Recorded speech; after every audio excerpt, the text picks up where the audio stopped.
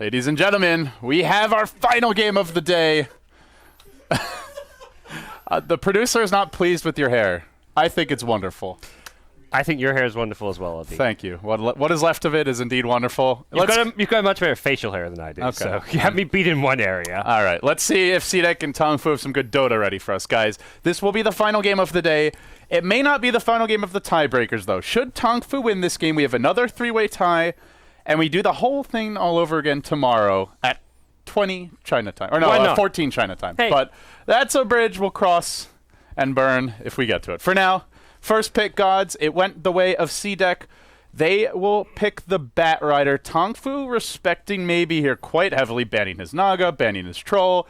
Then they snap up the Venge and the Wisp. CDEC banning the Spin Lords and then picking up the Earthshaker. They now remove two of the Wisp partners to some extent. Mostly the Bristle, a little bit with the Slark. They'll go into a Morphling here. The Morphling Wisp, not something we've seen much of as of late.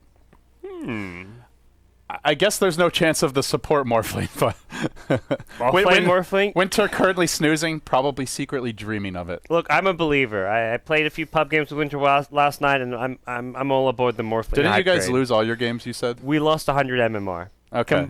No, and that's not combined. We finished our broadcast at like 10 a.m. local time. Yeah, we lost 100 MMR each. In like 2 hours. Yep, we played 3 games. Each one lasted about 30 minutes. How many off-lane Morphling games did you have? 2. Okay. So, minus 40, minus 40, minus 33. But the off-lane Morphling was legit still, you know? It happens. You have those minus 100 MMR days. Well, minus 100 MMR 2-hour periods. You know, Winter did say, though, he's smart. He's not going to play solo queue while he's here. Only rank queue. Or team queue, rather. Yeah. Yeah. Stay away from solo queue in US West. Viper now the pick from TongFu. Yeah, So. the TongFu, this is the bringer of annoyances, this hero. Great against, like, Skywrath, Earthshaker, Bat Rider. We've got a little Magic Immunity, which is pretty much all those 3 heroes have as far as damage output goes. Yeah, I imagine CDEC will get some physical damage moving forward in this draft, but what form will it take? Maybe is Ember Spirit out there? They don't really have much lockdown for Ember. No one's picking Shadow Fiend. That's kind of crazy. Yeah. It's not that bad against a Viper. I feel Viper does pretty good at like level 1, level 2, but once give Shadow Fiend some support. I guess you're worried about like a Wisp dual lane, but Yeah, Morphling Wisp mid, but you could just put the Earthshaker or Skywrath there early to protect the Shadow Fiend. So I would agree. I don't think it's bad by any means. I think it's one of maybe's better heroes, the Shadow Fiend, but we'll see what he goes for. What else could they go for here? The Storm's quite nice. If they go Storm, they then need like a hard carry for the safe lane. Medusa's another pick we're seeing quite a bit of. Especially here, you can just chuck in the mid lane. No one's not going to get ganked. And Medusa would be good. Medusa would be the safe, kind of boring pick, but hey, it's not about having fun. It's about winning. And Morphling Wisp are not killing this. Viper is not killing this, barring a horrible overextension. Yeah. And it gives you strong late game. That is for sure. So probably like I feel like you need to ban out the Nyx Assassin against like Nyx great against Bat and Medusa, not bad against like the Sky Earthshaker. And Yeah, they want someone who's more of a tempo controller. So I mean, the other main mono burn candidate would be like an Invoker, but or maybe a Beastmaster, I suppose. But Nyx is the more direct way to deal with. They Medusa. need an initiator at the same. Like they have no way to initiate a fight here. So Nyx needs to farm a Blink Dagger, but at least can do so once you have the Blink. Yeah, and also good against Bat. That's the other big thing. So yeah, I would agree. The Nyx ban, very advisable for CDEC. As for TongFu, they'll want to ban, I feel like, another secondary kind of carry. You've already got Earthshaker Bat. You've got a lot of initiation. Maybe even like a Magnus-type hero.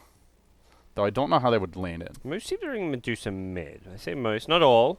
Some will do it safe lane. Shadow Fiend's still viable for CDEC if they want to go for like a true dual core lineup.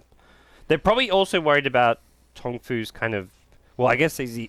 Sorry, I guess they see TongFu's last pick first, but if TongFu go for like some kind of cheesy push strat with their last pick, obviously right now it doesn't look like a push strat, but you get one hero that can just kind of man up in the front lines and bring down towers, something like Bristleback, which is now banned out, and they could easily look to just siege. They banned the Brew, so they are expecting a much more 4 Protect 1 style of draft from CDEC.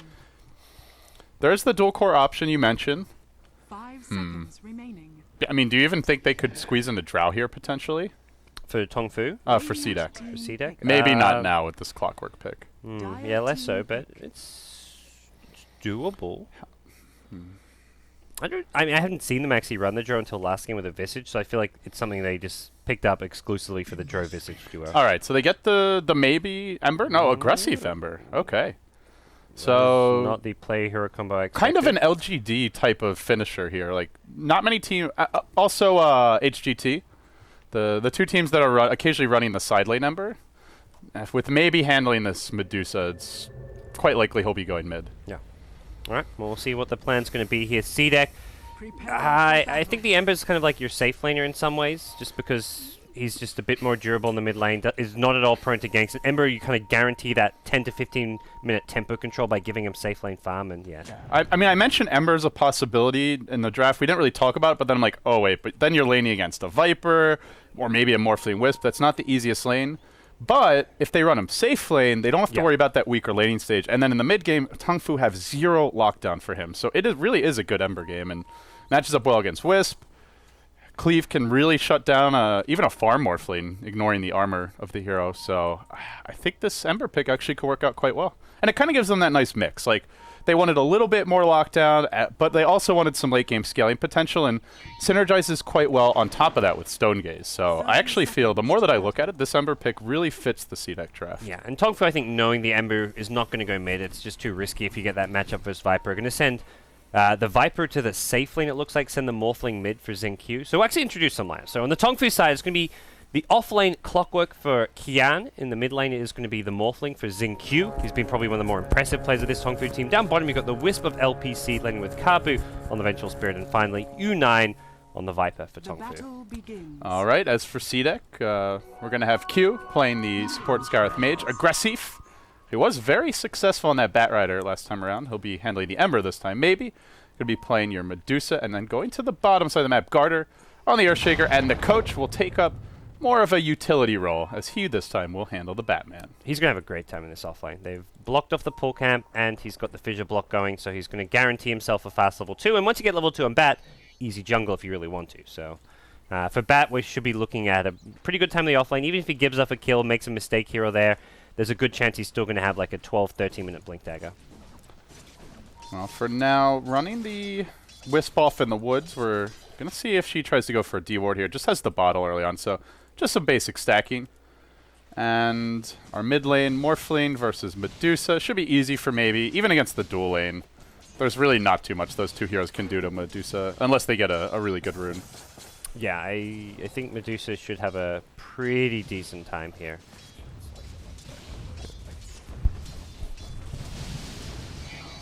So in the meantime, mid lane, we're going to have a jump in. XinQ going on to maybe. He actually is fairly low here. Still has the mana shield going. Can they actually get the kill? The fissure. Oh no, they've overextended. Whoa. They give up the first kill. They do get the counter kill, but maybe getting the first blood. I guess a okay trade for TongFu, as the Morphling will collect quite a bit of experience. Already level 3. Okay, Medusa going to be perfectly happy with that exchange. Yeah, that's that. I almost say an even trade, like a little bit more gold for Medusa, but Morphling getting a lot of levels in the dual lane very early on. Yeah, so we'll see what the next move is going to be. I feel like that's not the play that TongFu were hoping for with their Wisp. Wisp now going to look to swing towards the top lane. I feel like Clockwork's here, you just want to be giving the solo XP. I'm not sure if you really want to be dedicating a support up there to help secure it. So. I think he's checking the top rune. Yeah. And then, yeah, I don't really know what the Wisp will do top. He hasn't been stacking as well. Like, even moving towards the mid lane to go for that kill, he walked past, like, a big camp, like, right before the stack time and decided not to stack, so... That's cheeky. Denies the bounty rune. Have they even broken down the trees, actually? For the stacks on the Radiant side? On the Radiant side, no. They're still standing. They're going to now move on top lane, but rotating in is your Skywrath Mage.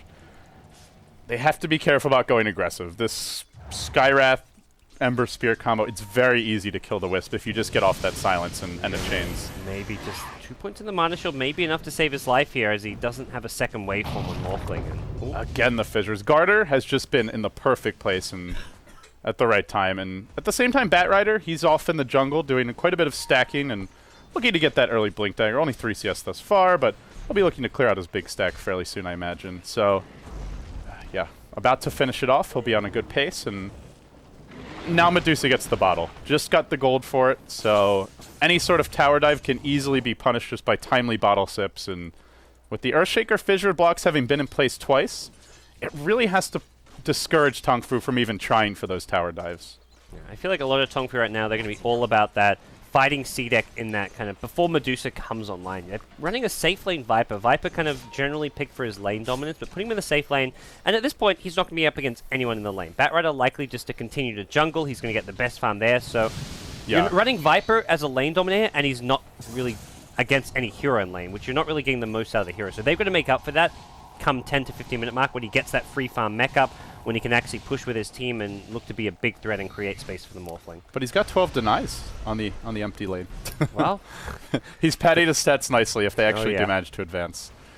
Yeah, it's ultimately you run a safe laner who doesn't really use farm that well, and you're trading. You're happy if you're CDEC and the ones getting that better of that trade. I guess it's a Top slight rune though. We will have a clash here on LPC. Mikasa on the chase. Okay. But this is I don't. Are they diving for this? Tao's Casual 5 heroes top. Yeah. They literally send 4 heroes down the river for the Wisp. Okay. Well, now the Viper's getting some value. Yeah. That was funny. Yeah, Viper, it's still okay. I feel like the Ember Spirit's a similar thing, where Ember Spirit also not really a carry. You can do a bit more with farm. Well, I don't know. You can make arguments for Viper versus Ember Spirit both doing well with farm, but both teams are running like their tempo control in the safe lane, and then their carry in the mid lane. So we'll have to see like whose safe lane tempo control is going to come online first. And I'd say generally Ember Spirit's more about the levels, whereas Viper it's more about the mech. So it's kind of just 2 different styles of tempo controllers. Especially with the Wisp, the mech can be a real game changer. Maybe now with the double damage rune picked up. And CS-wise, comparing farm, the 2 mid laners, we have a bit of a lead for the Morphling, but Batrider getting overall much more. Actually, no, the Clockwork doing quite well. 18 CS already. That's very impressive. He has had a little bit of help from Wisp and from Venge, but surprisingly still, it's high. a Clockwork. Yeah. That's very impressive. He's going to get going on here, but he's got a lot of backup. 2 heroes nearby. They might actually turn this if they jump on him, but yeah, at the end of the day, it's an off-link clock. You don't really want to commit too much to killing him. TongFu were hoping that it would go on him, but not the case, so. For CDEC, of course, the most crucial item will be the Batrider Blink. That's what they're farming towards. Ember getting phased drums, just utility likely to be the pickup for him, and then you look to go around setting up some kills. Coach, only level 4 at 6 minutes in, has already cleared out the stack. He may just actually go into the bottom lane. Seeing the Vipers alone, these heroes have been off the map for a while. Now going to converge on the top rune. 4 heroes streaming in from TongFu. And just wanting that 6-minute rune. So yeah, the bottom rune will be uncontested. TongFu have much better control of this, and this is definitely one of the. A lot of people kind of talk about the Radiant versus Dire advantage. This top rune being such a focal point for early clashes is one of the big areas where Radiant do have an advantage, because bringing in your offlaner is kind of generally more high impact than bringing in a support hero. So that's where the Radiant do have an advantage, because the mid lane is always going to go for the top rune. It's closer. The Radiant side has a good vision advantage, and that's where bringing in an offlaner, you often see the Radiant team getting kills early on around that top rune. Yeah, it's really nice having the 2 ramps as well, so they can approach it and get, like you said, the better vision from multiple angles. And they also have to spend less time walking down the river if they don't come from down the river, if they come from like where the secret shop is or the ancient. So Radiant, it's actually true for both runes where they have these really nice ramps to access it. Yep. So Viper just having the empty lane, he's chilling. Yeah, Batrider came down there for a few seconds and had enough quickly. We'll have some sacks to fall back on. And I think because the Batrider blink is almost in some ways more important than like having getting the Ember Spirit to do well in the mid game is going to be very dependent on the Batrider blink initiations, it feels like. So they're happy to give Viper a bit more farm as long as Batrider's getting a lot out of the jungle. Haste Rune bottled for maybe. Now, generally we don't think of Medusa as a ganker, and she's certainly not by nature, but Mushi did make a really nice rotation on Medusa on one of his group stage games in day 1. You have to be careful about overextending. Mystic Snake's a pretty solid early game nuke.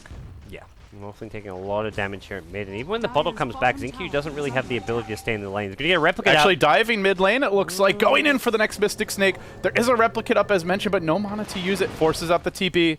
Yeah. And now maybe they try to go in somewhere else. I'm not sure if they actually scouted that TP, but now they do see the Venge. The replicate just so he can replicate back in after healing up, but right now he's not even going to get full HP by the time the replicate expires. That's just good mid lane play though by maybe. Even though you don't get a kill there, you force the Morphling back to base, and now you can apply pressure elsewhere, which will be bottom lane. And it leads to this kill in LPC, making it nice and easy. Lasso used, Mikasa, not the one getting the kill, but He's getting more experience in gold from the assist. 1,400 gold in the bank. Blink Dagger should have it by like 10, 11 minutes, it looks like. Yeah, that was just a nice move in general. Realizing that TongFu constantly putting a lot of heroes around that top rune every kind of 2 minutes to control it, but bottom rune was a very kind of weak point for TongFu. Just the Wisp going for the rune and he gets punished. Ember and Viper continue to trade farm. Is Viper going for the early mech? Yeah, picks up He's the got buckler. Okay, so not going to complete treads, just go straight into the mech and... He's got it in 300 gold too. If he gets his tower, he's there, and I don't know if this is really a tower CDEC can defend. Not without someone like an Ember Spirit. Ember Spirit's TP actually on cooldown, so he must have used a Fire Remnant home to The refill tower's his in bottle. critical range, and of Nether Toxin, it does half bonus damage to these towers when they get low, so... Yeah. Garda will look for a deny, but it's very unlikely, and he doesn't want to die here, so... I think he just has mana for a Fissure now, but it's difficult. And Viper getting the last hit, that'll be a nice little shot in the arm here for TongFu. Phase boots up on Medusa. I mean, Haven't been stacking Ancients yet for maybe. Something they'll... Or the Ember. Something they can look to do a bit later on. Feels like TongFu looking pretty good, just out farming in general, but CX Line just doesn't really come online yet. The Batrider Blink, the Ember Spirit, he's got phase 1 now with his his Bracer. Sometimes you see the drum, sometimes just a casual Bracer, but this hero gets strong around now. He's got the Max Flame Guard, 2 points in the Searing Chains, and can become that kind of big, imposing threat to TongFu now. So, how do you feel looking towards the mid game? TongFu are going to have the mech. Outside of that, their team fight is a little bit awkward. Like, they have a hookshot, but it's hookshot into what? There's really no... There's no Mystic Flare, there's no, like, Finger of Death. No reliable follow-up to that, I would say. On the other side, you have a CDEC where you're running a dual core, but you have slightly better initiation in the form of the Batrider as well as the Earthshaker. Both teams are pretty good late game. TongFu a little more about the split push, CDEC a little more about the 5-man. Who do you favor overall, and what do you see as the game plans for each team? I think for the mid-game, Clockwork is going to be more about, rather than being like a long-range initiator with a little follow-up, it's just going to be played like kind of more like a Brewmaster, where it's to help secure the push. If you're sieging a tower, it's that threat of a hookshot keeping heroes away. So he's not going to go for these like max-range hookshots to start a fight. He's just going to be standing there to kind of scare off CDEC, because heroes like Medusa he doesn't want to go on, heroes like Ember Spirit he can't kill because of the Fire Remnant out. In general, he's just going to be like a big threat and try and be a counter-initiator. If Batrider goes in, you use that hookshot to try and hit the bat or hit one of the supports and catch him out. Similarly, I feel like CDEC, they have this Bat Lasso, but it gets countered by the hookshot. Venge, when you see a level 6, it's going to be hard for CDEC to use this Batrider Lasso to stop a 5-man push. They're hoping that TongFu don't actually group up too much and start taking objectives, but... I mean, given that, do you think he should have gone for more of a Bone 7 build? It's not an easy game to lasso. There's defensive relocate. There's going to be swaps soon. Could have gone Boots of Travel. I feel like that's just a Bone 7 thing. It's very kind of... If you don't play that style yourself, it's not something I think you can just It pull requires, out. like, real practice running it, you mean? Yeah, and just like Bone 7 gets so aggressive farming enemy jungle, and just it's all like the playstyle where you're split pushing very heavily. And I mean, CDEC, I feel like they want to fight around the Medusa's tankiness, so they will still be looking to take those fights fairly soon and use the Medusa as bait or as a frontliner. And one issue for TongFu is they don't really have much D-push. They have Rocket. That's yeah, right. very little. They have fairly tanky heroes, the Viper, the Clockwork, the Morphling, but there's no one really to clear the wave. And even if you do get a hookshot in, there's defensive Stone Gaze, Remnant out, Batrider just fire flying away, defensive Fissure. So maybe CDEC even consider going for that group up and fight, which they will do now. They have the Blink Dagger and Mikasa. This is the grand unveiling. The drum's also coming online for Ember. Swap is ready. Like Venge is sitting behind, ready for a swap if that Batrider Lasso comes out. They kind of know this is the timing for the Lasso. But they are going bottom. Yeah. They're kind of expecting this, it looks like. And can you kill a Morphling? If you get him with the silence before they want he the morphs whiz. string. No, they actually go onto the Morphling, though. Tether comes in, but he tethered to a creep. Oh, no, it's in queue. Where's the backup? He gets silenced. He's left to his own devices. And he will end up trying to retreat to the left side. I don't know if he makes it out here. Is there a flame break? Batrider unable to stop the TP out.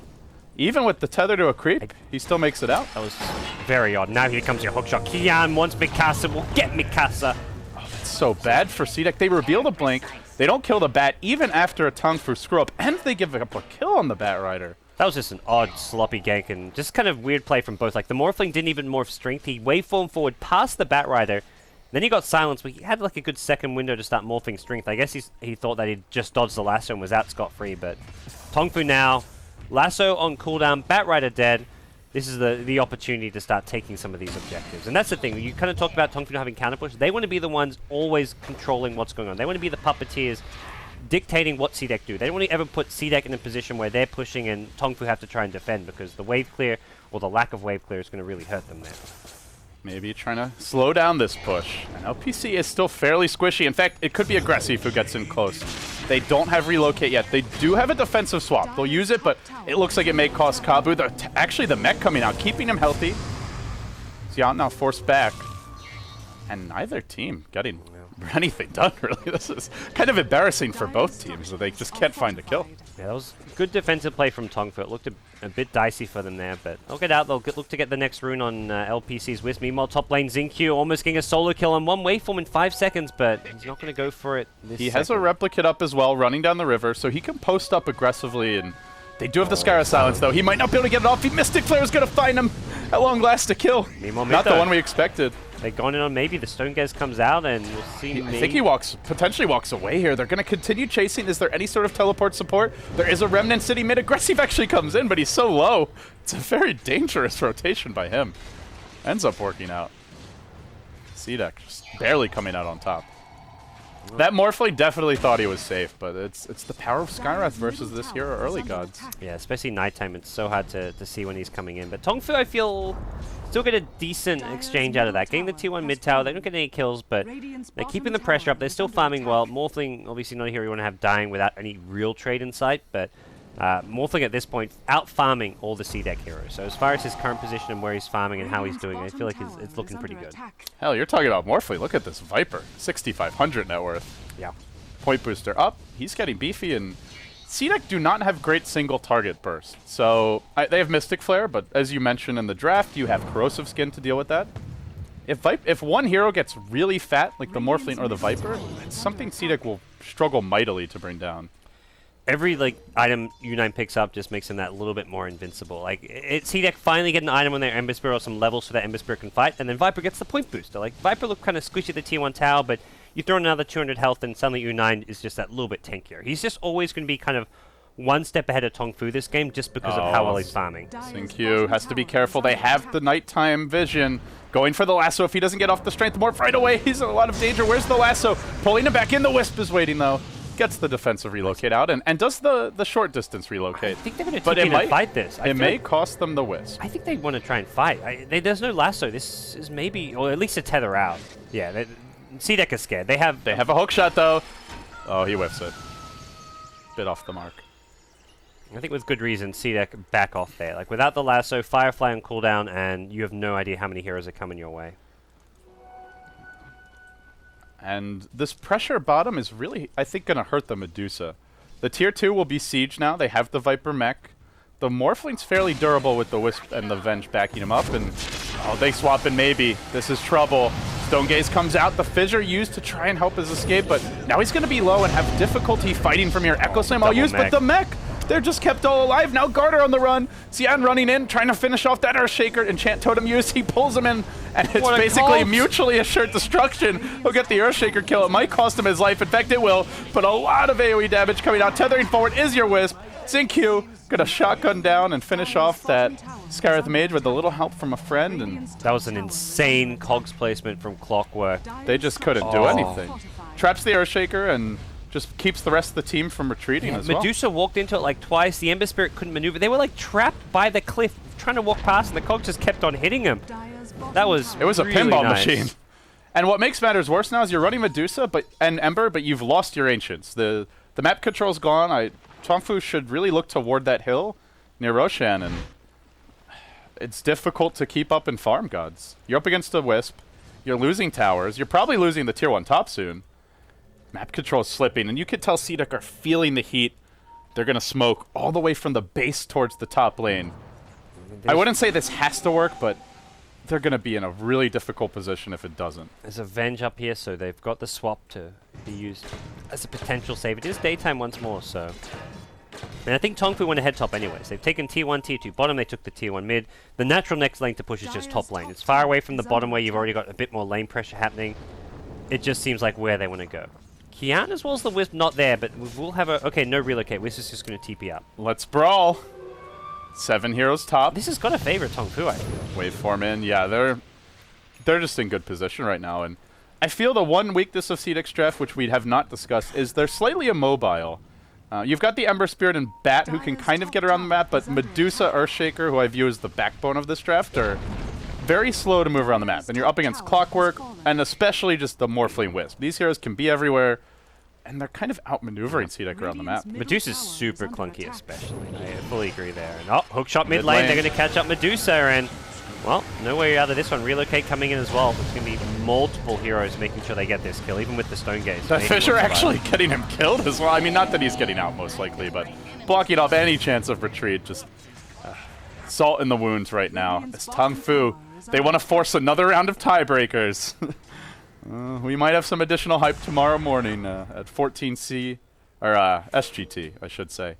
The siege continues mid while the split push is trying to be avoided here by the Wisp. Wants to get out. Wisp, Tethers please. to the creep. Where are you going? Oh, is he going to make an escape? Fissure blocking the Ember out. No way in hell. Does LPC really walk away from this? Oh my god. This game is turning into a train wreck rather quickly for CDEC. ES is normally one of like Garda's best heroes. This is It is. one of what he's known for. Teams are banning this hero second stage against CDEC if his support hasn't been picked, but it's turning into the sixth man for TongFu. Yeah. Blocking the Medusa in, blocking the Ember away You know, from the Wisp. It is late. It's past midnight in China. They've been playing since midday, so. But TongFu cut them have some been playing slack. since midday Oh as well. yeah, absolutely. It goes both ways. Maybe the TongFu porridge is keeping them nice and fresh and a little more focused. Maybe they've got some caffeinated porridge. Yeah, they've spiked that porridge with who knows what. Oh, Mix in a little Red Bull or something. oh yeah. Or your favorite caffeine of choice. Or your favorite hard drug of choice. Who knows, you know? Each to his own. Who am I to judge? We're not implying anything, we're just saying. But we're not. No. Yeah. We demand drug testing Drug here test at Tong DAC. Food right now. Yeah, these guys are not playing like they're tired enough for 12:30 in the morning. Feel Well- free to tweet at Mars TV that you're very disappointed in the lack of hard drug testing. Oh my. We're gonna get an angry message real know. soon from the admin. Suddenly BTS not casting the main event of DAC. Whoops. Well, All now I'm strangely happy we're not in China, so we don't have to worry about making it back to the west safely. Yeah, it does look good for TongFu though, gods. They have a farm Morphling, they have the Wisp, they've taken map control quite a bit, looking at the Radiant Vision right now. Decent wards, I would say not amazing. I would really like to see a hill ward near the Roshan pit if they can get one up. Got to get that OP, yeah, the OP Roche ward. Right, but that spots the Ancients as well. At this point, CDEC need all the catch-up phone they can get. I honestly felt like CDEC had a really strong draft, and the timing was going to be that first Bat Rider blink gank. You go back to it, just a total fail of a gank. But if that goes well, then I feel like they could have just snowballed this game pretty easily and been in basically the reverse position of where they are now, where TongFu is the team on the back foot. Skywrath, please. He gets the silence off on Kian before the fight breaks out. The Flame Break pushing away, but Viper Strike will bring down Mikasa, and the swap is going to cancel the TP out of Skywrath. Another 2 bite the Dustin. And they're tier split two top pushing probably, bottom. Yeah. I guess there's no tier 2 at bottom lane, but just farm for Zinq. He can then look That's to an defend E-Blade, mid. by the way. 22 Oh minute my E-Blade. I God. think he's had it for a little while, up to 1600 gold. We haven't really seen it used yet, No. but he's going to lay into maybe here. Not going for this kill, but Doesn't have the mana for the actually the combo. Earthshaker needs to be a bit careful. Wisp is coming in, giving some mana. Drops the Echo Sam. He gets shotgunned in his own home. Nowhere safe. Home in trouble. And LPC, is he going to go Stick for charges. Cloak. relocate? He's got a tether momentarily. Nope. Well, space created as U9 pushes the top lane. Acceptor arrives. This Viper is crazy farmed as well. Not just the Morphling who's doing well. This Viper is kind of the 1-2 punch. As no one on the CDEC side really offering too much. Ember Spirit has just been a bit of a... He's 1-0-2. Like, you can't really say this Ember Spirit's played poorly, but it just doesn't feel like his impact has been what it needs to be. I feel like it's more the hero rather than the play. Like, I feel like Aggressive has played perfectly, but the hero of the draft... not really coming together in some ways. As much as I agree with you that it looked like it was solid. I think the Ember Spirit pick is not really the pick for this game, though. Oh, that disjoint. Dodges the waveform, dodges the E-Blade. Coach has some moves, but his moves are not taking objectives. And you look at the heroes Mikasa's been playing this tournament. Do you feel like that Rider's the hero to put him on in a game-deciding match? That I do find a little odd. maybe Mikasa isn't an Ember player, but you've got maybe who could play it.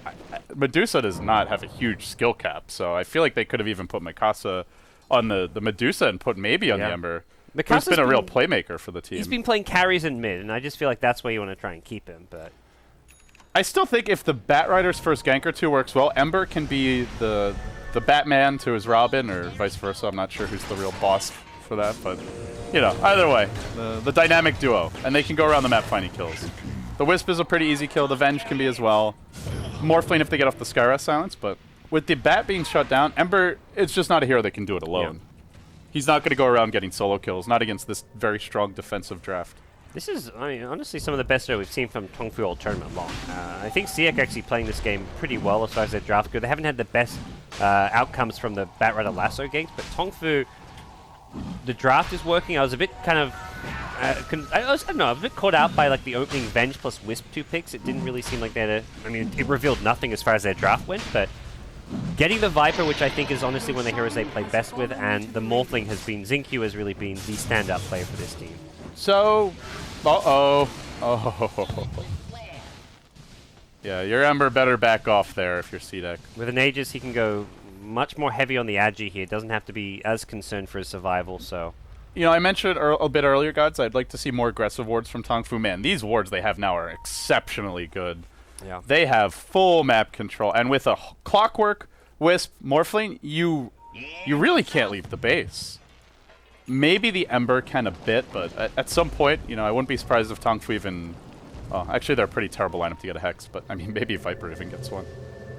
Viper building. This is the TongFu special. The Heart of Terras Viper to slow siege you as slowly as possible. I watched like an 80-minute game where TongFu just had Viper go in with a Manta Heart, do 200 damage to the tower, back off, and wait for the mana to cool down, and then do it again. You know what that reminds me of is when EG at DreamHack Winter 2012, where they wouldn't even siege the tower with heroes. Oh, yeah. They would Warcry the creep wave and stand like 1,600 units back and just watch the creeps hit the tower. I swear to God, it took like 8-10 waves to even bring it down to half HP, but hey, it's safe. It's just such a good sieging item. U9 going to get lassoed here, but we should expect a relocate coming in. Yep, here we go. TongFu, U9 gets Flame Break out of the Mystic Flare, but he's still going to go down. That's a big kill to be picking up here, and so far only an Earthshaker is lost. The TP from Q gets cancelled by a swap, so it's going to be a 2-for-1, but... Coach, does Coach have a TP? He's hiding in the tree line. It's cooling down for 7 seconds. He'll make it out. Meanwhile, top lane, the Skywrath Mage gets blown up by the Morphling. He was bottom lane, but the Morphling gets... Yeah, sorry. Yeah, he got the kill, then went back top, so... Yeah, but he's still got Aegis. I think you could even look for a little bit of high ground siege here. Yeah, I think that was still as good as it gets for CDEC. The 2-for-1, but they kill off the Viper, who is a really big kill for them, especially when you're down 10k plus gold. They're just map controlling so well. And I mean, that's a great kill for CDEC, like you said, but it's still, you're not killing the Morphling, and ultimately as the game goes on, he is the hero that needs to be dealt with. With a Wisp backing you up, he becomes incredibly potent. What do you think Morphling goes for next? He's got the E-Blade's got 5k gold almost. Manta is decent here. Is he going Lincoln Sphere, it looks like? So good against the Bat.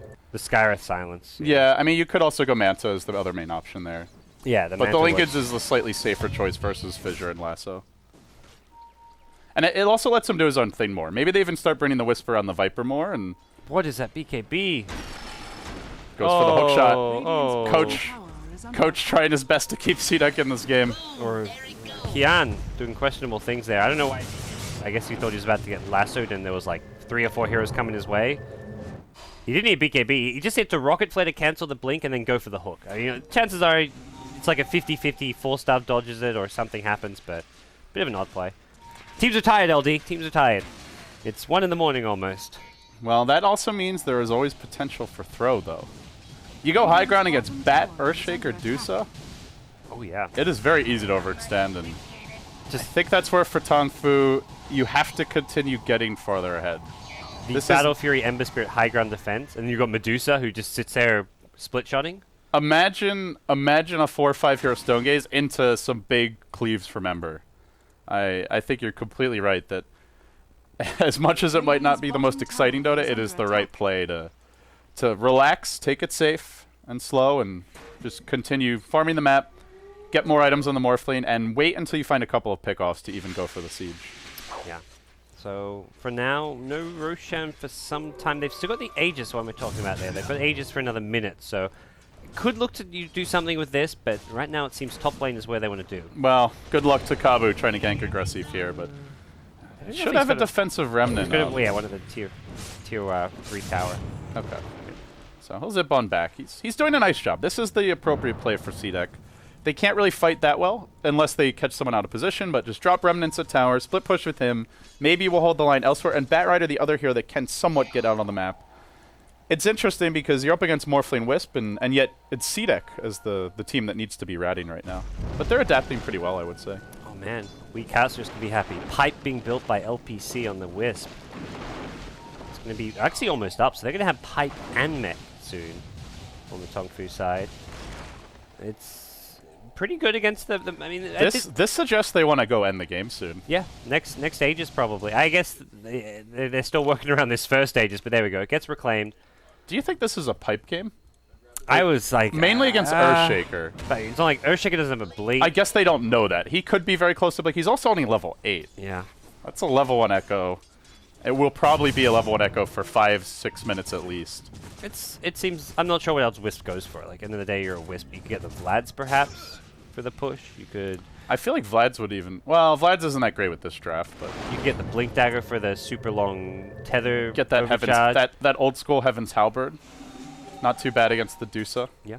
They really like Disable, too. That's the other thing. Like, ganking the Emissary, it's just not possible when it's just like the hookshot Venge Stun. They could even benefit from something like a... Well, I guess Orchid is maybe not an option when Emissary has the Yasha to go into Manta. Clockwork looking to make some plays here. They're going to shotgun guard. See you later. I don't think... The Blink Dream is pretty dead unless they win a fight in the base, I feel. Yep. They're going to look to go high ground here. They say, yeah, we'll just wait till the Aegis expires and then push, because that's the last thing CDEC would expect. Well, it may not be expected, but it's a strong play, considering that they're just getting shotgun kills everywhere they turn. Xian might be caught out, though. He BKBs and then gets dragged in. Anyway, they swap to break the lasso. It's probably going to cost the Venge her life as well, as that Clockwork was dead too quickly. Kabu being run down here. One more auto attack will do the job. That's a gem down. They need to reclaim this. They will. And now, in the end, it settles down, but U9's arrived. Yeah, it needs to be Viper on the front lines there. I feel like Viper should be the one just trying to poke the high ground as early as possible. I guess he's not quite got the Heart of Terrace, so it's still a little risky for him, but 3v3 now. E-Blade back up, and a decent amount of Agi on your Morphling. But he's got to try and get to the back, get to this Earthshaker. It's pretty easy when he's got no blink. Yeah. And, I mean, the main thing is you don't want to dive the tier 4s, but... It's the TongFu Slow Siege special. They do about 500 damage to the tower. Well, less than that. We'll be back in 10 minutes. Just don't go anywhere. Yeah, another 300 damage then, and then we'll gradually get to a conclusion to this game. Our production team is giddy with excitement right now. They were expecting a fast day. They're like, let's pull out the beers. We're done. Six games. That's all we got. Nope, we got 3 tiebreakers. All right, let's turn to caffeine. Someone start making coffee. Nope. I've switched to my tea already. It's like, all right, we've got to focus. We've got some tiebreakers happening. So this game, far from in the bag for TongFu. I mean, they are 10k gold ahead, maintaining it, but the main thing is it's not increasing. For a long time, they were getting kills. They were out-farming their opponents, but they're not increasing the lead, and they're up against Medusa. Ember Spirit, even a good late game kind of staller as well. So, and Batrider, an amazing late game initiator. And I feel like TongFu, as far as late game initiators go, Clockwork doesn't really match up to the Bat. He's not good against their heroes either. Mikasa getting caught out now. The cogs are there. He will force staff himself out, continue to retreat to the right, but there is a little bit more inbound. It's a shotgun from Xin-Q, and once again, the Morphling connecting. For TongFu, this is where they excel. The spread offense, these little pickoffs around the map. Yeah. And it's something CDEC have to just continuously be cautious about. You give up one too many of those, and especially if they have the Aegis, then they start taking... Then they actually don't go just for the TongFu special, but they go for a whole lane of racks. Morphling pushing them towards the top lane. He's almost going to complete it scouting now as well, so... Combine that with this Heart of Terrace for Viper, and your 2 damage-dealing core heroes suddenly become very tanky and unkillable. Well, gods, we've received a message from the future. And what is that? In the year 2035, TongFu, CDEC, and Rave are currently playing their 1257th tiebreaker. Please save yourselves and watch again. That's what I'm banking on, you know? That's what I live for, LD. That's why I became a caster. For those kind of moments, you know? I'm not sure if... it sounds horrible, but also amazing at the same time. Imagine when someone finally wins. I may have to tell Perfect World I demand a salary raise, you know? I feel bad for the other teams, though, because they're all waiting for the next 50 years. Yeah, the main event suddenly delayed. They play like 20 TIs and suddenly like the DAC still has ended. Imagine what the prize pool will be by then. All the crowdfunding continues. By the time you get to 2035, you're talking like, I mean, you look at inflation and everything, you're looking at like an $80 million prize pool, LD. I can't argue with that. I mean, $80 million in 2035 is probably like only a couple $1 million today, though. But from our perspective as 2015 us, the 2035 prize pool is something to hype up. Yeah, it sounds nice. Now I'm less convinced the more that we discuss this. Maybe getting hookshot in mid. There's a BKB from Xian, and rotating will be your Morphling. Quick, decisive frag as they bring down that Earthshaker. Again, he just continues to get slaughtered. Xian moving forward and aggressive on the retreat out. This not having an Earthshaker, Blake, I do feel is a real big concern for CDEC, and I don't know how you address it. It's not coming anytime. Just the fact he's level 8 as well, that's really like poverty central right now. 35 minutes in the game. This guy really needs that $80 million prize pool, because every team's guaranteed a little cut, you know? Yep. What would Ice Frog do? You can't patch in the middle of a major tournament. We'd be stuck on this patch for the next 20... actually, he's patching the major tournament. Who are we kidding? I was casting one of them. Cinderin was busy spamming his Ellie Giggles in the chat. That guy is easily entertained. Middle of a BO3 or middle of a BO 7049 or whatever it may be in this case. Suddenly, we're just going to patch things. Here we go. TongFu pushing in again. They get the Aegis here, and they're going to move down the middle lane. Nope, just kidding. They're going to back off to farm bottom. They may send like some illusions, you know. A little scouting party, a peace treaty. Yeah. Who's going to carry the white flag? Both the teams at the same time. It's like, we surrendered first. Come on, what is this? We want to back off and farm. Oh my. Yeah, looking for the shotgun here top lane. There is no flame guard up right now, but just Rat Dota from Aggressive. Yeah, he's done a good job of playing. This is full-on Rat Dota here at the top lane. I have to say, I think CDEC are one of the best teams from China at executing this style. Maybe really enjoys it. Aggressive has played it well in his Juggernaut the other day. Mikasa loves going for his Shadowblade Mask Command, his Juggernaut, and mostly just using it to split push and farm. So, honestly, in that sense, I feel CDEC are pretty comfortable in this position. Even though currently they're down 12,000 gold, 10,000 experience. This is kind of their bread and butter. I feel like TongFu just using the map better this last couple of minutes. They're kind of getting the farm back up and not just moving around without purpose. Even if they're not finding kills, pushing down towers, they're out farming their opponents. I mean, even looking at someone like a Wisp who's picked up a Vitality booster, he's going to be building towards some big items. U9 on the Viper, actually going to go for a Scythe of Vice.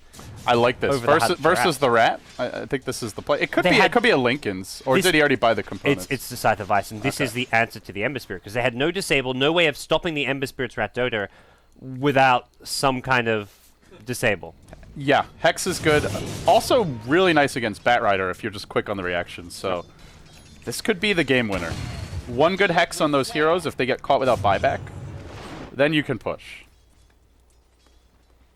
It's a kind of unconventional item for U9. It reminds me a bit of Smash on his Templar Assassin way back in We Play Season 2, where he was 1v1 against Dendy mid, and Dendy was some elusive carry, I believe. He went for an early Hex, and it ultimately won them the game on TA. So Viper, kind of a similar hero where you don't think of this as a go-to item, but sometimes you got to get creative. Yeah, Hex is surprisingly good in, in carries in general. Like your Ursas, your Shadow Fiends can be very viable in certain... I mean, basically, these no-disable lineups, which we're seeing a lot of these days, with teams kind of focusing more around the tanky cores. Coach continuing to try, but they're waiting for him bottom lane. Oh, you think you're going somewhere? No, you're not. Swap, Hex, and dead. Coach is down. Meanwhile, top lane barely retreating as the Ember. Oh my. Oh, that is concerning. That was, I guess, just the shotgun. He's almost got. I think he's almost got the butterfly complete. Picked up that additional Eagle song on the Morphling, I believe, and closes in on B-Fly territory, at which point, I mean, he already can easily kill the Earthshaker. He's going to bring the Ember down very low, if not finish him, and then Ember has to go heal, even if he doesn't die. And that opens TongFu up to begin sieging. It just feels like maybe he doesn't have enough of the map to farm on his Medusa. The Ember Spirit's the one who can kind of split push and get out. Now he can't even do that with the Viper, but the Medusa's the one that needs the farm more, I would say. at this, it's like he's not the one who can split push. So it's this kind of like catch-22 where it's like only one of them can split push, but it's the one you don't really want getting the farm. And hey, now the high ground siege is coming, and maybe he doesn't have the items really equipped to defend this. In fact, he only tickles. Again, CDEC lacks single target burst. They're going to try for something here. The swap in onto maybe. Focusing the Medusa. Mystic Flare comes out. 2 trapped on the core. Actually, they get the Morphling off the bat. Oh my goodness. A disastrous initiation. The Cogs end up spelling his downfall. Now Xian trying to turn this one around, but he gets dunked. They lose 3. TongFu trying to go high ground, and this is where CDEC can just put their experience to the test. They bring down the Aegis. Kabu gonna fall. It's 4 dead in a matter of moments. Sleight of Fist got him. And U9, well, the Fisher Garter may be saving U9. No, just kidding. Aggressive in position. Hex cooling down. It ain't gonna matter. They've lost 5. They've lost the Aegis. A triple kill for your Ember. And just when you think that TongFu have this game in their grasp, they're right back in it. They throw a nice solid 8k gold swing directly back the other way. And Coach Mikasa and his squad, they've got a fresh lease on life. What? I guess Morphling just thinks he can be... Again, I think something broke the Lincolns and he got Ancient Sealed, so he couldn't morph Strength and he was just so squishy, but I think Venge can't make that play. You've got to use the swap defensively. The Wisp Relocate just wasn't instant enough, wasn't something that reliable enough. The Cogs also really screwed him over at the end. Yeah. Ugh. The Venge needs to be much... I think TongFu just... I mean, they were really far ahead, and Venge kind of got to Kabu's head like, okay, we're really far ahead, let's just use the swap to get a pick off and go from there, but he just put maybe into the middle of the fight for a Stone Gaze, and then suddenly Morphling had no way out, because there was no swap to kind of reposition I him. love this by Aggressive. Immediately top, yeah, I'm just going to start hitting your tier 1 tower, slight the wave while I'm at it, and CDEC, you win that fight, you see that you've been holding on, and TongFu, when forced to try and make a play, just completely fold in the clutch. I think CDEC feel like they have this game. 15k to a 5k gold lead after that fight. That is just... You've got Ember, Medusa, and they are getting fat as hell. It's almost dead even in gold. Like, Ember has to know he's very, very big at this point. Sitting on 4.5k gold and Daedalus and Battle Fury. I wonder what he's even going to go for. He could complete Manta and almost have buyback, but maybe he even just skips that Manta at this point. I think he's not... I guess, yeah, there's no real silence. The main thing, I guess, you could disjoint like a Venge Stun. Right as I say that, commentator's curse. He's going to buy a Manta. You can disjoint, Venge Stun, get out of the E-Blade. You could, if you time it really nicely, dodge the Viper Strike. You can also just draw Creep Waves back. It's a good rat item in general. One of the best, actually. Yeah. But he was saving his gold for quite a while, so... Well, maybe going to have Butterfly soon, and this Same time Morphling gets his Butterfly. Butterfly is a really good item versus Morphling, because that hero normally does not like to build MKB. And they don't really... they do have the Viper Hex, I suppose, but... I mean, do you really want to be hexing a Medusa who's super tanky anyway? Yeah, it's icky. Yeah, it feels like you want to ignore the Medusa for as long as possible in the fight. Prioritize the Ember Spirit with the Hex if you can, and try to bring down even the Bat Rider nice and fast. The Butterfly boys. Hershik ended up going for a 4-star too, which is... Hey, he got an item. Come on. Oh, Versus yeah. the Clockwork, it's a good choice. Yeah, it's good against the Clockwork. Be nice to our Earthshaker. Right. He's also level 11, by the way. That fight was a real boon for Garter. Very favorable. Kian going to go in with the BKB Blade Mail. Are they really chasing this? They're going to try for it with the relocate from LPC. The Morphling comes in, but they lose their Wisp right away. Now Q in trouble, being pursued out by Aggressive. The Fissure comes forth. He's fairly healthy for now. The backline's not so much, though. And Aggressive is just auto-attacking a Viper as a freaking Ember Spirit. He gets the double kill. Now they chase onwards and upwards. Mikasa, Coach on the hunt. No lasso, but starts applying the sticky napalm. They're going to get a third snag. They bring down the Clockwork. Oh, CDEC. Now they know they have TongFu by the balls. This game, it's an 8k gold swing, then a 3k gold swing. It's been 11k going their way, and don't even get started on the experience. They now have swung it about I think 16k experience or Yeah, so. the pincer is tightening right now, and TongFu are suddenly thinking, "Oh crap, what have we done?" And Rave thinking the same. Oh, Oh crap, man. TongFu were the ones who we were counting on. You know, it's one thing if you're Rave and you're watching CDEC stomp TongFu and you're like, well, there goes the end of our tournament life. But you're watching this game like they have a 15k lead, they're in a perfect position, they can take Roshan, they can slow siege enemy base. And then suddenly that fight at top where they get wiped with an Aegis, a 10k gold swing, and you're just like, what on earth just happened? It's like, it's that little, just small glimmer of hope that you still have a tournament life, and TongFu, well, for themselves as well as Rave, potentially have thrown it away. I suppose in good news, Roshan has the max respawn more or less, so not going to be able to get an Aegis on top of this yet. I feel like now they have the map control. Gem, did Mikasa buy the gem, or was that something lost by TongFu? Yeah, Dire Courier. Yeah, they lost their gem earlier. I don't even know if the Radiant can buy a gem anymore, but even if they can, it's going to be hard to hold on to it now, it seems. Is available, but they're not going to go for it, and as a result of that, Vision looking pretty good for the Dire. You remember when we talked earlier, like 10 minutes, 15 minutes ago, about how good the Radiant Vision was? Yeah. Now they're in the dark. It's just these rocket flares. I guess they can always scout Roshan constantly, so they're not going to be caught by surprise by Roshan necessarily. It's more getting... Yeah, that's true. It is a worry still getting caught by the lasso, though. And Xian, maybe the one who gets caught here? Both cores for CDEC have a buyback, and especially important on the Ember Spirit, who can get very aggressive, go in, and have that fire remnant down for when he does buy back. Well, gods, I think they need a new porridge recipe. This one seems to be losing its efficacy as the game moves on. They will buy the new gem, though. It sucks to have to buy a new gem, but I think this is an essential pickup. You're up against Bat. If they have good aggressive wards, you are going to give up a crucial lasso kill, almost certainly. And one lasso kill leads to Roche, probably leads to tier 2 falling bottom, and, well, it might not even matter. He's just bought the gem. Don't lose it so soon. Mikasa, coach on the hunt. He's going to go for Xian, so mercifully, they're only going to kill Clockwork to start. Is their follow-up, though. They're trying to rat top lane with the Morphling and the Wisp. Do they even consider rotating here? here? They try cancel TPs if they can. They really don't want to be coming to fight. They want to just be split pushing, and now they want to back. CQ in the front lines. There is a relocate available if need be. LPC staying and keeping a decent backup. They're actually going to relocate on mid. They want to try to have the man advantage here, and they quickly bring down the Skywrath Mage. Now U9 hexing up Garter. This could work out really nicely for TongFu. Perhaps they've outmaneuvered CDEC. They get Roshan, 2 kills. Just wait a little longer. It's coming back.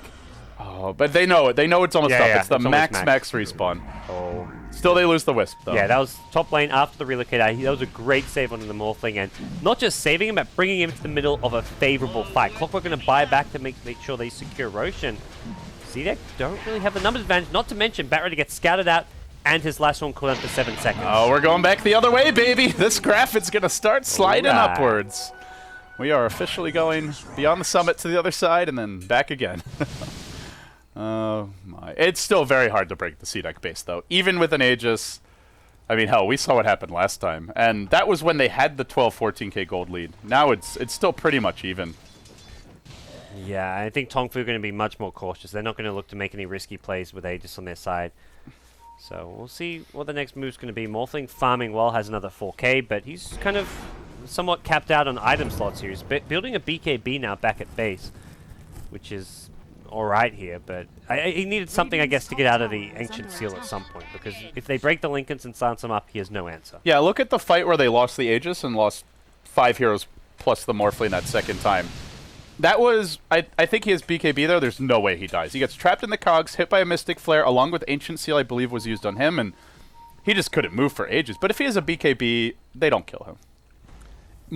Ember Spirit, not particularly effective against Morphling with the super high agi, unless they get him on a cleave, which is possible. There were a couple of heroes near him in the cogs, but yeah, BKB, it makes it a bit safer for him, and ultimately he can man up on anyone outside of Dusa. I think he still maybe beats Dusa 1-on-1, but not quickly enough.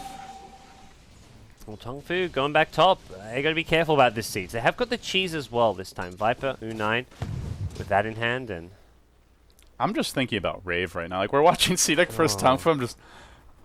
I can only imagine what's going through their minds right now. Like, you fools! Just win the game! You had such a lead! They wish they were, like, in the room coaching TongFu right now. Like, just, they just want to be a part of this game. It's that like, feeling of being powerless. Can we 10v5 CDEC? being powerless as to your own fate, and also just having that being so close at the same time is what's really tough. Top tower, 2 HP. Someone go and right-click that one. Get the deny. I think they're happy just to... They'll probably deny it if TongFu come close. I'm going to laugh if this Morphling somehow snags the tower kill. Wave in and then replicate out or something. Yeah. Wisp relocate and tether out. A man can dream. Well, for now it hangs on. The Blade of Tears. Let's see. What's he got going on here? Yeah, those are pretty low numbers, man. There'll be many... Many 5 Morphling victories. Those are good stats for 5 Morphling victories, I guess. But the alternative is he's lost like 50 games.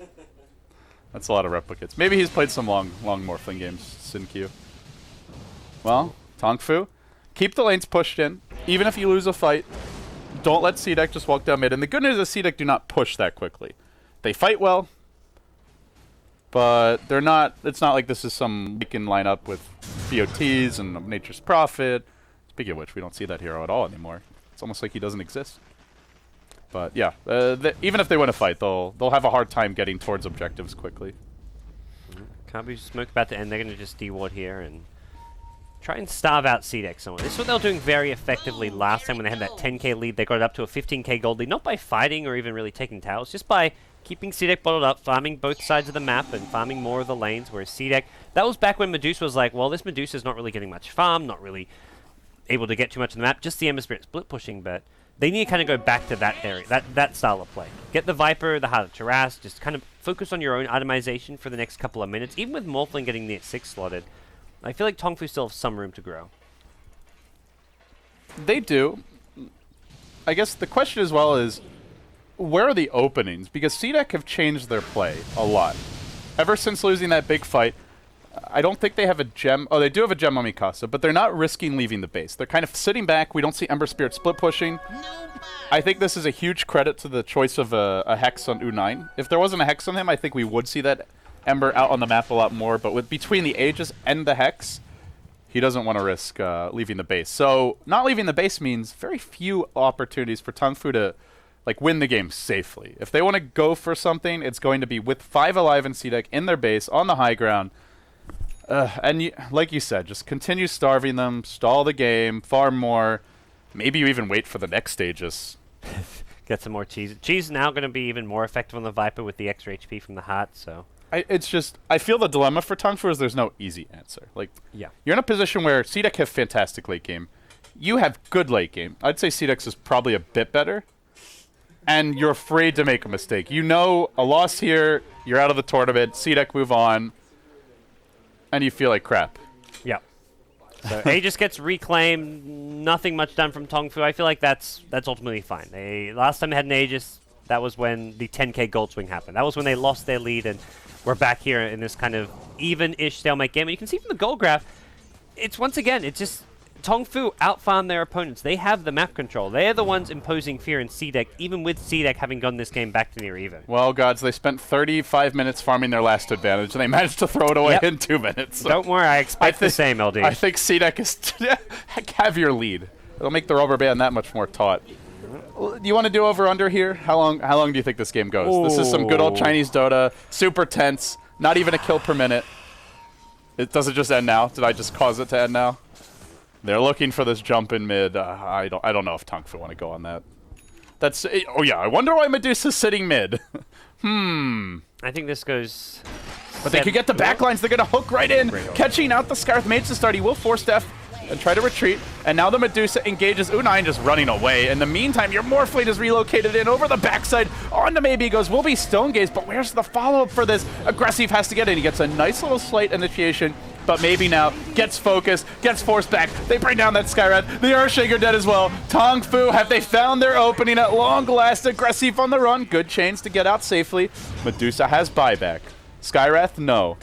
TongFu, they've gotten a nice little jump here, but I don't know if it's good enough to go for the push. And the key to success seems to just be not having Aegis. They have Aegis, they get team wiped, lose 10k gold lead. But when they don't have Aegis, things go fine, things go smooth. All right, so more of that. Don't. If you Roshan, just deny the Aegis. Just KYXY that Aegis. Absolutely. Yeah.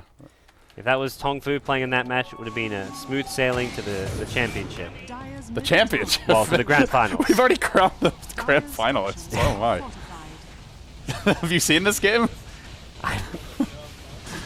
TongFu, they will go for the siege again. Sleight of Fist. Decent turtle lineup here from CDEC, but if they don't want to be giving up 1-2 lanes of racks, they got to buy back real soon. They'll buy back on the Deuce. Garter going to initiate with the Fissure. He's got the Blink Echo, I believe. Just the 4-step. Oh no, the 4-step Echo rather. Doesn't cut it. Mikasa going for the lasso. It gets broken by a nice defensive play, and the swaps there from Kabu. They do end up getting off the Batrider kill. They keep the Morphling alive. Pipe now deployed. That's a Batrider who also has a buyback, but CDEC are running out of extra lives. They bought back on Earthshaker. They bought back on Dusa. They now only have the Ember and the Bat, and TongFu are closing in. They're starting to cinch that noose. It just takes one or more 2 good plays, and with the Hex on U9, it's fully within their grasp to achieve it. Another 3K gold swing. It keeps on moving up, gods. It's about to get to that territory they had about 15 minutes ago, 20 minutes ago with that 15, 18K gold lead. Will this graph dip again? Be a nice little sine wave, or? The bigger they are, the harder they fall. So. And CDEC are looking towards the Ancients. Roshan, what's our timer here? 2.5 minutes? 2 minutes, 45 seconds? Yeah. They came very close. If they got that melee axe, that would have been really nice for TongFu. Not far from game winning. You got Ember, you got Medusa, you got good lane clear, but it's just you do so much damage to it, and then it's going to heal all back up. I don't think they can really go for another push that soon. It's so big not having the Earthshaker blink. Like, you look at that fight, he's like awkwardly trying to maneuver his way in for a 4-step Echo. It just doesn't cut it.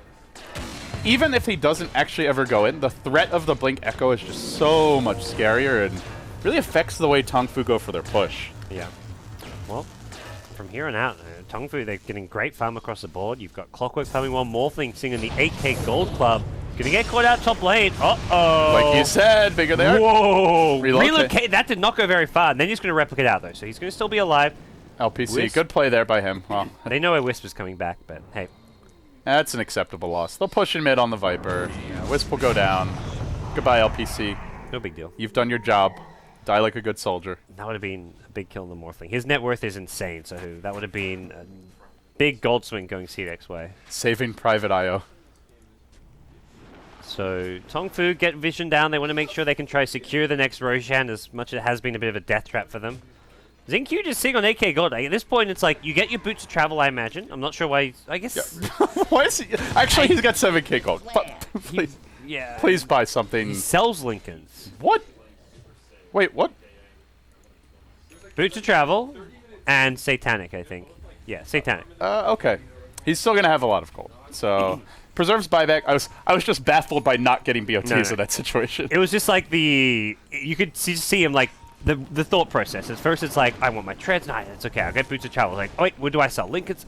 It was a very lane, slow. we will maybe have a jump on this Batrider. They do have that Hex initiation if the Viper gets in vision. Morph's coming in. Huh. At this point, the Medusa, the buyback does slow down the Medusa's next item growth, which is kind of, at this point, Medusa really needs that next damage item, I imagine. I feel like an MKB from Medusa against the Butterfly is going to be very, very important, but buy some Manta. I don't know, this Manta just doesn't seem like it's going to do too much. Spread, yeah, it's, what are you manting? I mean, E-Blade, just like it. The E-Blade, I guess, the Venge Stun. Medusa's not being E-Bladed in general, though. Oh, what a bait with the Replicant onto the Viper illusion at mid lane. Rosha's not up yet. I think the lasso cools down in time. Oh, no, actually, maybe not. No lasso. This is a max Rosha respawn. This could be very bad. They actually smoked to retreat, and TongFu smoked to go in. Oh, no. Oh, man. Is this how it ends with some epic bait plays by XinQ? Relocate ready. And they're going to scout up Roshan. They had that high ground ward, but the Bat did manage to de-ward it earlier, so they walk in a bit blind. The Remnant comes down just I think they do this anyways. There's no lasso. The initiation for CDEC just isn't there. Yeah, come at me. Come at me. I dare you. They might just go for it anyway. Do you go for this steal? I don't know if they're... Flame break onto the high ground. I mean, they have their racks. If you're not going for it, just back off and split push. They're hiding around though. Looks like they want to engage. Ember into the pit. A lot of damage. Aggressive gonna die. Nope, actually barely surviving. He's so low, but XinQ will focus him down at long last. He tried to make an escape, couldn't do it. Roshan low, nobody focusing yet. Trying to go for hero kills maybe. Staying alive for ages. They're focusing the raid boss, and the raid boss is standing strong. Grabs the ages, gets the Roche kill, but may die twice anyway. Q is dead, and Cogs are waiting. They push him back. Now they try to go on to him. The Viper Strike comes out, and well, only breaks the Lincoln Sphere, maybe. Still standing strong here. The Ember comes back in. Oh, the kills, CDEC. Grand Theft Aegis, the turn of the tides. Force out the double buyback. What are these buybacks for? What are you getting out of this? Clockwork has got to hit a hook shot, actually, excuse me, double buyback. This is quadruple buyback with a Vengeful Spirit dieback. Oh my god. Buyback management, please. This is very questionable from TongFu. That was just bizarre. Like, Viper was like watching Medusa walk in to finish off Roshan, and Viper had a magic stick as one of his items, and he couldn't pick up the Aegis because of that. Medusa had an item slot, Viper did not. Easiest Aegis of Medusa's life. Whenever Medusa can walk into the Roshan pit and just pick up the Aegis, you got issues. I don't even know whose magic... was that... Why does Viper have a magic stick? Maybe someone like... Did one of his teammates put a magic stick in his inventory? Yeah. Classic pub tactic to deny your teammate the Aegis. Sing Sing would be proud if you were watching. Well, right now things looking a whole lot... Morphling is the only hero with buyback. Oh, hookshot bottom lane. They catch up Mikasa. He's going to BKB, but he's got to be careful. There's another hookshot in 5 seconds, and the damage from Morphling... It's good. It's not quite enough to get this kill. They're chasing him out. They shotgun him down. They at least secure that Batrider kill. Aggressive. Now going to back off. He'll retreat. That's a big one. Oh, this could be big, though. They hook on in onto Garter. Also does not have buyback. He's going to get caught out. Will be finished off. Maybe now in a bit of danger. TongFu, can they break through this Medusa? BKB from CQ. He's trying to fight the Titan all by his little lonesome. He can't quite do it. Another hook. Good initiation, but maybe a little bit too far. They'll lose him. Aggressive now on the run. Everybody getting smacked around by the Force Staffs. And the gem down, just chilling in the middle of the cogs. Still only the single buyback on that Morphling. Well, over under on when this game ends, LD. What are you thinking? This 80 minutes. Wow, you went big there. Over 80. I was thinking like 70. I was going to say like 70 to like 72ish maybe earlier, but this game just has that mystical feeling about it. I want to reach the 100-minute mark. Those glorious 100-minute plus games. This patch is just not a 100-minute patch. No. I probably jinxed it. It's most likely a ding now. But here they they go. get the Batrider, no buyback. They get the swap on aggressive. He's got no buyback. I jinxed it. That's a dieback. CQ in trouble, though, as maybe works onto, but he's kept alive by the Wisp. Can they finish him off? They've tried to force that in. It's a complete airball. Echo Slam. Still the Morphling alive. Q9 standing strong. Q gonna fall. It's the super late game hard carry Viper. Done it. He's gonna make it. This is the last life for them. Maybe. Actually, no. He's just got his buyback back. Wisp tethers in, quickly feeds. Maybe gonna drop. Maybe is the one hero that has buyback. Coming back for a fresh lease on life. It's an ultra kill. Viper of all things. And, he's got another E-play. He also has Satanic. He'll heal up off of the creeps, which is the right way to use this. And well, maybe forces them back, gods. Well, still the one buyback on the Morphling. Well, no racks. So 80 minutes. Syndrome, you want to take part? What's your timestamp here? How long do we got? I need a mic. Syndrome's going to join us. We need to bring in some professional expert analysis for this very well played game. There's so much refined play happening. We have our expert forehead in the house. Yeah, absolutely. I think one of the teams is going to win this. It's pretty hard to predict who is going to do it right now because there's absolutely no indication of where this one's going. My money is on the team that gets the throne, probably. It's going to win this. John, Cinder, and Madden, thank you very much for your input. You're welcome. Always a pleasure. That's it? That's your contribution to the cast? That's pretty much what I've got right now. Synd analysis going on there. I think I'm going to... Almost as good as instant replay. I am... do we want to just cut to like the Sind whiteboard and we'll kind of diagram? Just throw like a giant arrow up. Give us the X's and O's here. Oh my god. Okay, so on a little bit of a serious note, the problem right now for TongFu is that they're getting so much net worth onto the morph, and he's full. Like, effectively, all the gold that goes onto him right now goes into buybacks. So the more he farms on the map relative to CDEC heroes, the less they gain. Usually in super late game situations, you still want one of your, like, your fully stacked out carry. You will still often see the stacked out carry push out lanes just to be effective and put pressure on the map, right? But at this point in time, they need other heroes to get stuff. Because it seems like this is not enough. And if we reach, in about 10 minutes time, if this Medusa has a Rapier, I think CDEC are going to win the game. Because you saw how hard it is for TongFu to kill the Medusa once. With a Rapier on her, she forces 3 heroes away at a time. Yeah, that was Viper, just constantly Viper striking her. Morphling just YOLOing onto her. I think Viper needs damage items. This Hex build has really hasn't been giving them enough. So what do you do? Replace the mech here? Maybe even the heart gets replaced with something like a Satanic? Or he's getting AC instead. He's getting AC from that, I'm assuming. Hopefully not a Mjolnir. Oh, no. Oh boy. That's a freebie. Clockwork. Relocate. They're going to take this fight. Uh-oh. Clockwork and Morphling trying to duke it out. They dunk onto LPC to start it off. They want to focus that Wisp down real quick. ZQ standing strong for now. Maybe is out of mana. Maybe actually getting focused quite hard. He's going to go down. That's a dieback on the Medusa. Maybe TongFu do have this game. Oh, it's 120, and it's got to be straight down the bottom lane now. Maybe the mid, and just go for those friggin' racks. He's going to force. Blinking 5. Is this even worth chasing for? Well, I guess they're going to get him quickly enough. Yeah. He also does. He does have buyback. The key thing there was they got the MKB on the Morphling, I feel. And Morphling could actually man-fight the Medusa so much better in that fight with that. And, well, it's not a standard Morphling item, but he really did need it. It's already hard enough with Mana Shield. What's the gold count on Ember? Dire's top tower has at been 4.3. denied. He doesn't have buyback, right? Dire's top barracks are no. Only here with 25 buyback is Morphling. 25 seconds. Yeah, that's good enough. I think CDEC can hold this. It's going to take too long for TongFu. They're going to get a lane of racks. But this item can fight against, I feel like, 2, even 3 lanes of racks for quite a while. You got Dusa Ember. Oh, that's pretty good, though. Yeah, even if you force a buyback, they've got to get this kill, though. Aggressive will be able to fire him out if he wants to. He's not really hurting them very much. The Mikasa going to go down. CDEC lacked that single target burst, and this is right before they get enough single target damage to finish out anyone else. Q low, but BKB, they bring down the Scarith Mage, clipping his wings, and it's straight onto mid. No buyback on any of these 3 heroes. It's 50 seconds. They've done it. Oh, I thought they already had a lane. This looks to be megas. This is where just Ember doesn't cut it late game against a Morphling. The base armor is just means Ember Spirit does no damage. You have a Morphling. They don't. Do they know that everyone on CDEC doesn't have buyback? They know that Batrider doesn't. Yeah, they know that Dusa I think doesn't. they're waiting the creep wave. They should keep on going for sure. I think the Morph is going to go in Satanic up the Ancients, and then he's going to go bottom. But oh, never mind. He's not going to. He can Satanic the creeps. It'll take us like 3 rounds. At this point, Wisp the is IO still actually heals him enough, so he doesn't need it. This is megas. Dusa's up in 10. Dire's bottom tower That's the last is round. under Picks up a attack. Demon Edge. It's Rapier or Bust at this point, but the Rapier's not even going to be here. Well, for this fight. I said over 80, and the commentator curse might still be real. Waving and dodging away from that Earthshaker stun. Good pick off here by ZQ. And now it's time for Throne.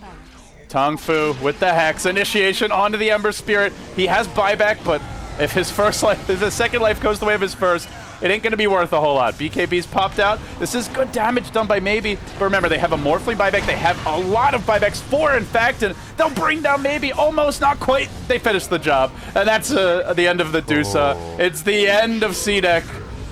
And TongFu, they're going to be forcing the Rampage. A sigh of relief from Rave. Oh my. Double tie break. These teams will sleep it off. They'll go right back into BO1s. Hey LD, I hear you like tiebreakers, Kappa. Well, GoDz, you said you really were rooting for Raves, so you'd be happy to solo cast them tomorrow. Absolutely, man. Pinoy Dota solo casting, that takes me back like 4 or 5 years. Back when I was a young whippersnapper casting my first Dota games. Can you imagine what it feels like for this, like all these teams right now, especially for TongFu? It's got to be a weird feeling that you fought so extremely hard and you won such a difficult game, and it gives you a tiebreak again. You know, the other thing, these teams, are fighting over 12th spot too. They're fighting over the right to most likely get knocked out of the tournament. Get stopped right away. I mean, LD said what I was trying to imply, but I'm glad. Thank you for the honesty. There's still more prize money, right, for getting into the lower bracket. Yes. Oh yes, of course. It's double the price. But the no competitive team quite thinks Wait. It's It's going from $14,000 to $28,000. It's not that bad. I mean, no, of course it's not that. If you're a Rave, like I'm saying Rave because you live in the Philippines, like. Do they have lower? $28,000 is a lot of money in the that's very Philippines. No, true. come Do they on, have come lower on. or you're saying I live in the Philippines. No, because sorry, no. Do they have I don't- lower or higher living costs than China, though? I believe lower. I would believe Lower. lower. Yeah. Yeah. Okay. I would believe lower. Rave actually based in Korea though, but I understand the argument. Well, yeah, I yeah, see. yes. Argument's So- solid. Actually, Korea is very expensive. Yeah, Korea Korea is is expensive. it's quite expensive. Sorry. I mean, They got that Nexon money. on the bright side, this last game was one of the I don't know if exciting would be the right word. I but was excited. one of the very Yeah. back and forth games, super late game in a fun way, and not just like two teams farming. Yeah. And we can look forward to a little bit more of that tomorrow. I really miss it. I feel like we've had some comeback games. We haven't had like a real back and forth, constantly type of series. And part of it's BO1s, but part of it is also just usually if a team makes a comeback, it's just the one fight that turns the game, and then that's it. Yeah. This is often. I don't what know if you're- it's the patch Or a syndrome base race or something like that. I think to an extent it's the patch, but it's also the fact that when we look at the field of teams for the tournament, I think there are at this point in time you can see that there are tiers. Yep. So if you want to the other kind of teams.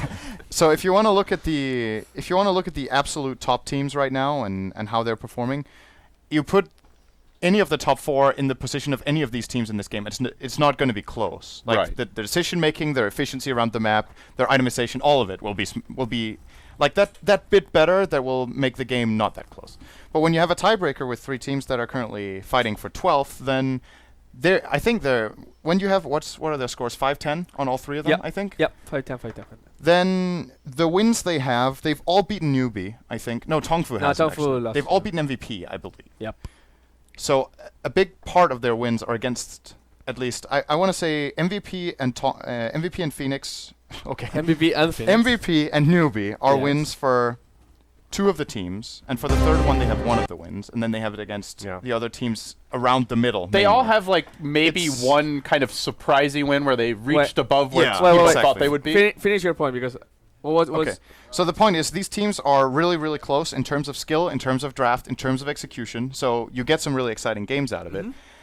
I want to say this tiebreaker is probably closer than a tiebreaker we would have had anywhere else in the field, though. Because if we would have had a tiebreaker for, let's say, 4th, I think the teams at that level just are better at using a lead. I think that's the bigger story. They're good at closing out games. Like Secret Yeah. has not thrown a lead once. You give Secret a 10k goal lead, the game extremely unlikely to be lost. You do the same for Vici Gaming. They did have 1 throw, but versus LGD. Yeah. versus LGD. But apart from that, pretty solid. Same for EG. So that's like in your top 4, probably the 3 strongest teams there. Big God, same story. Then if you go further, okay, go ahead. It is like in any competitive activity, the more prone to mistakes the teams are or the players are, the more exciting the games are, because there's more opportunity to go back and forth. Yeah. While like people that are playing at the super top level rarely make mistakes. So once they get a slight advantage due to outplay or just one slight mistake, you don't let go of that advantage. So That was a shorter version Yeah. of what I said, basically. Well, I was super just thinking, like, when's he going to stop Ca- talking? kind of- I want to go to sleep. here. okay, what time is it? That What was time is more it? concise. I like Pretty that. much how I feel every time I cast with Sid. Well, no. What time is it now?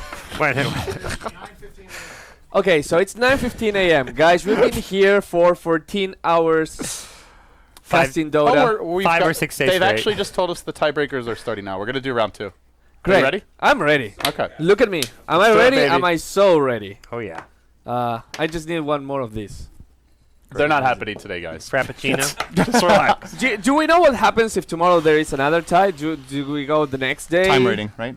I have no idea. Oh, they actually haven't said that yet? They may have. I have not looked thing in is, the group conversation. The yet. tiebreakers start at 2 p.m. So in theory, they could do 2-3 Just rounds of it if they wanted Not to. sure if 3, 2 probably. Yeah. Oh, then they have the day after tomorrow as well. Exactly, yeah. And then like during the All-Stars match. Yeah, they do the All-Stars match while the other teams are doing the tiebreaker. That could They work. just postpone the main Probably event. neither of these teams have anyone on the. Sorry, the guys, we All-Stars. can't do the main event. We need to find our 12th place team. Yeah. Come back next week.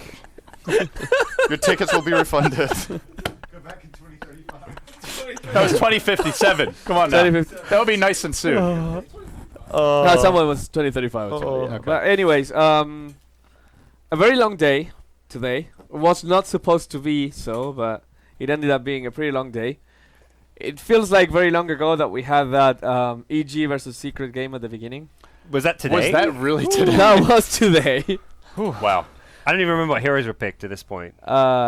Secret won. Secret one. They They had picked Lycan, I think. no, they picked Shadowfin Chan. Oh, yeah. Nice try, David. It was a 50-50. Yeah, it was Really pretty was. close. It was It's pretty either close. it's either like Lycan Visage or Whatever. Shadow Feed Shed. You just Yeah. And EG probably had Drow and Pack. Yeah. something. But anyways, we saw a lot of Dota. We will get 2 days of rest for the main teams. There's no rest for the weekend, so we have to be here. But we'll bring you more Dota 2, more DAC. All right, who's gonna win though? Just as far as the tiebreak goes, who are you I guys think CDEC. feeling? CDEC? Yeah. CDEC are favorites, but I still believe in Rave. Okay. Does anyone believe in TongFu? TongFu, yeah. TongFu? Wow. Well, you're the decider, LD. You know, I feel like they all have at least a shot. Like, even though it's CDEC are favorites, I'd still give TongFu like a 20% chance. What if we eliminate all 3 and make Newbie go through? And then Newbie wins the championship. Yeah. You know, I feel like if you somehow got Newbie into the 12th slot, who knows? Speaking of, They could come back on day 6. Who knows? It's I mean, listen. That was me on day 1, day 2. I was starting to lose faith on day 3. Day The 3, newbie dream is dead. This team needs to be blown the hell up. They're cooked. Fair enough. you guys missed. I mean, we're joking about Rabbit, like his bad Centaur, his bad other hero. Right after that talk we had about him, Yeah. I go upstairs, cast a newbie game, and he gives up first blood on Clockwork in the worst fashion ever. I'm just like, another hero to add to the list. well, you know, actually it's funny because there's like there's 2 things I want to talk about before we wrap this up. First of all, there was a Puppy interview with Vilat in Russian, so there was some translation recently, and Puppy said that he knew. Again, this is like word of a third party, so let's not treat this as confirmed. That he knew that Bernie was going to IG, and that Rabbit was getting kicked out of Newbie. Doesn't sound very surprising. Bernie was already going to stand in for IG at Starladder. They ended up not getting visas. I'm not sure if that was actually the case, but either way, they didn't go. And of course, Rabbit replacing Xiao 8, they kind of had a void in leadership, so Yeah. it's not shocking to hear that. So that's going to happen. The other thing that I wanted to mention is not related to Dota 2 Asian Championship, but a lot of people that are involved in the community know Moose. People that are watching and they're not involved like directly into the community probably don't have any idea who he is. He's a guy that was in Dota League, like one of the first Dota leagues in Dota 1. Did you play in Dota League? yes. Of course. He was How dare you? how dare you? He was one of the main admins there and one of the creators of that project. He was also the guy responsible for creating Join Dota. And if I'm not mistaken, for actually bringing Toby from Australia to Germany to start casting and building the studio there. He's a guy that did a lot of great stuff for Dota. He always had a very low profile, and now he's working for Navi doing video coverage, interviews. And he's amazing at it. And he's amazing, and he's like a super, super great guy. I went and got drunk with him at Oktoberfest a year ago. And you don't even drink. And so I don't he drink. must be a And super I great don't guy. drink. So yeah, that says a lot about him. But yeah, he just created a Dota 2 video that he was recording during TI4, and it's a 20-minute video. It's on YouTube. If you go to Reddit, it's I think top of Reddit by now. You should take a look at it because it's really good. And give some support to Moose because he's an awesome guy. So if you enjoy documentaries, this is not a super long one like free to play. But you should check it out because it's pretty awesome. We'll drop the link in the chat, and if Moose is open to it, maybe we'll air it on the stream at some point. If not, we'll just let you guys know where to go to check it out. But Yep. I got a sneak peek at it. I think it was the not final version, and it was really interesting. to watch. Yeah. It's really good. It's like it's all about the history of Dota. So it starts from the beginning until right now. Bruno, Chet thought that Moose was dead. What? They thought that he was like his obituary. On shit. I It's like, he was this really great guy. Did so much for Dota, and he's not with us anymore. So we Moose don't is do fine, that. guys. Moose is fine. No. I'm not being serious or grave about it. I'm just tired. If it makes you feel better, not you. I think you don't care, but if it makes you feel better, we apparently hit 200 million lifetime Twitch views on the match that we were broadcasting today. So congratulations on your 200 millionth viewer. Woo! Thank you, folks. Hope you enjoyed this. This was quite a way to. It was all because of us, though. It Yes. was nothing about I mean, you guys were watching on the couch with like it. a few hundred PCs. I mean, We- it we was were- it was the foreheads and the Ellie giggles from Cinder in the early. It kept everyone watching. Otherwise, we would have lost like 50,000 viewers. I'm growing your channel. I want percentage revenue. You've been hanging out We with can Suns fan negotiate. too much. My people Undeniably. will talk to your people. Anyways, there's not much more to say other than we'll see you tomorrow at 10 p.m. PST, which translates to 7 a.m. European time, 12 hours from now. and something like 3 a.m. 3 a.m. Eastern time or 2. I'm not sure. And 2 p.m. China time. Pretty much no matter where you like are, unless you're 1 from a.m. Eastern Asia, time. it's going to be very late. It's gonna be very late. Yeah. Yeah. So stay tuned. Tomorrow we'll be back. We'll have the break of the tie, hopefully, or maybe a million more Dota games between TongFu, Rave, and CDEC until you are a fan of those teams and know them all by memory. Until you've forgotten And all the no- other teams exist. You know, Lumi's a fan of the 100-minute, 120-minute games, but we can one-up those with this Best of 3. So see you guys tomorrow. Hope you have a great day, great night, no matter where you are, and see you tomorrow with Mondota. Bye bye.